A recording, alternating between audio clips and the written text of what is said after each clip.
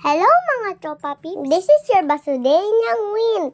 And together, let's have fun! Hello mga tropa peeps! Samahan nyo nga pala po ako sa panibagong araw ng buhay ko. Char! Sobrang saya ko nga mga tropa peeps kung nandito si Ate Shane sa bahay. Siyempre, meron akong kasabay na kumain.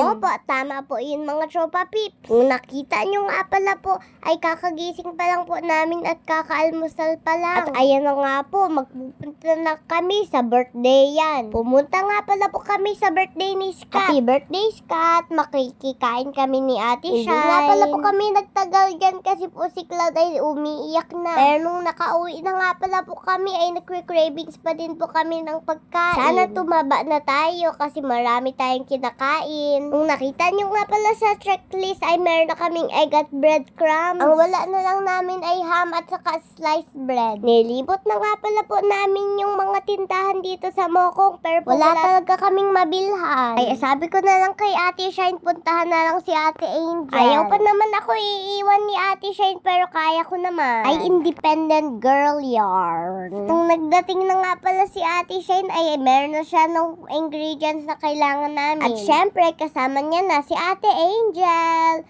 Yuhu!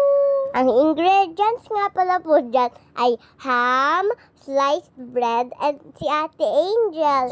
Sorry na Ate Angel, ang cute mo kasi. Shoutout nga pala sa'yo Ate Angel. Kasi kung wala ka, wala na din kami. Pura biro Ate Angel, I love you. Huwag ka madadala, pumunta sa bahay. You are welcome every time. Oo na nga pala po dyan, kailangan lutuin ng ham. At ayan na nga pala si Ate Shai, nagpe-prepare na siya dyan. Wala nga pala po dyan si Mami at Daddy, kaming tatlo talaga po ang andito lang sa bahay. Kailangan nga pala po prituhin yung ham. Kasi ang gagawin namin ay ham and cheese bread roll. At nung mainit na nga pala po yung kawali ay nilagay na po dyan yung ham. After that, we need to flatten the bread.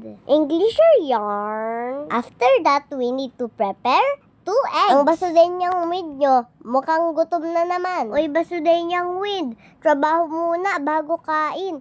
Char! Pag na-flat na nga pala po yung tinapay ay kailangan na po maglagay dyan ng ham. At syempre, kailangan na din natin dyan mag-add ng cheese. Lagyan din natin ng kunting egg at i-roll din natin sa breadcrumbs. Kailangan nga pala po dito ng toothpick pero po wala kami nun. At buti pa po ito si Mami, napakatalino. Pwede daw pala yan gamitin.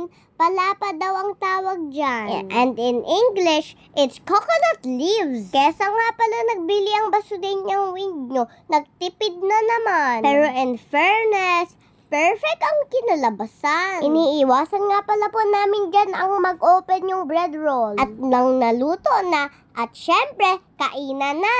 Pero sa totoo lang mga tropa peeps, ako yung nauna magkain dyan. Hehehehe. Syempre, hindi tayo magpapahuli mga tropa peeps kasi naman deserve natin to. Kaya po yun lang po muna. Abangan nyo pa po ang more fun and more adventure videos. Kaya po yun lang. Maraming salamat and stay tuned and see you in my next vlog. Mwah! God bless!